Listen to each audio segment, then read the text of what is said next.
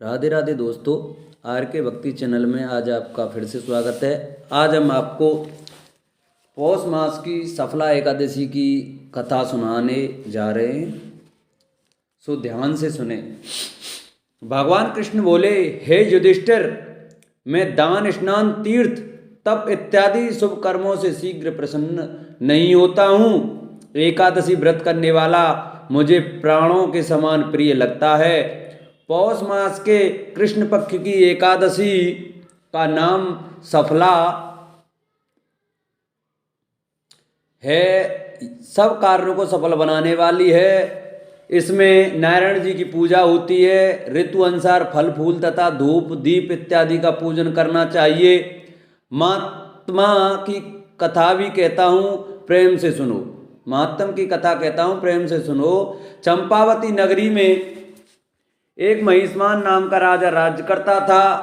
उसके 4 पुत्र थे। बड़े पुत्र का नाम लुम्पक था, वह बड़ा दुराचारी था। मांस, मदरा, पर स्त्रीगमन, वेश्याओं का संग इत्यादि कुकर्मों से संपूर्ण था।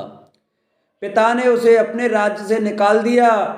वन में एक पीपल का वृक्ष था जो भगवान को भी प्रिय था। सर्व देवताओं का क्रीड़ा स्थल भी वही था। ऐसा पतित पावन वृक्ष के सहारे लुम्पक भी रहने लगा, परंतु फिर भी चाल टेढ़ी ही रही।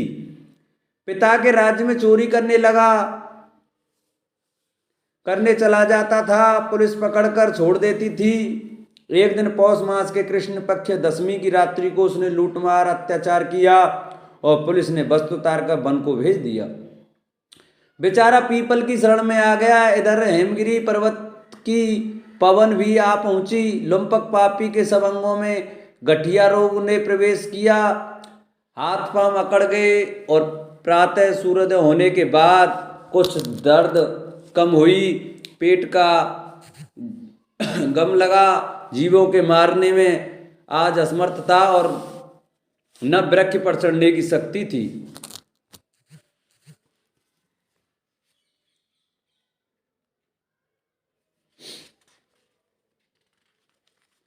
नीचे गिरे हुए फल भी निकल लाया और पीपल की जड़ में रखकर कहने लगा, हे प्रभु, वन फलों का आप ही भोग लगाइए। मैं अब भूख हड़ताल करके शरीर को छोड़ दूंगा। मेरे इस कष्ट भरे जीवन से मृत्यु भली है। ऐसा कहकर प्रभु के ध्यान में मग्न हो गया।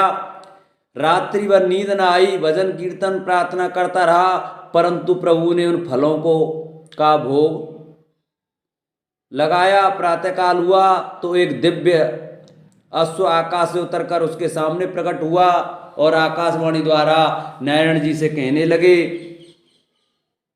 तुमने अनजाने से सफला एकादशी का व्रत किया, उसके प्रभाव से तेरे समस्त पाप नष्ट हो गए। अग्नि को जानकर या अनजाने हाथ लगाने से हाथ जल जाते हैं, वैसे ही एकादशी भूलकर रखने से भी अपना प्रभाव दिखाती है। अब तुम इस घोड़े पर सवार होकर पिता के पास जाओ, राज मिल जाएगा। सफला एकादशी सर्व कार्य सफल करने वाली है।